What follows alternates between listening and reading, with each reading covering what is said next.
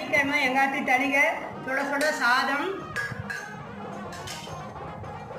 சுண்டைக்காய் போட்டு வெந்தய குழம்பு பண்ணியிருக்கேன். சூப்பராக நல்லா இருக்கும். வெந்தய குழம்புக்கும் சுண்டைக்காய்க்கும் ரொம்ப காம்பினேஷன் நல்லா இருக்கும். பாவக்காய் வெல்லம் போட்டு கலந்து பண்ணியிருக்கேன்.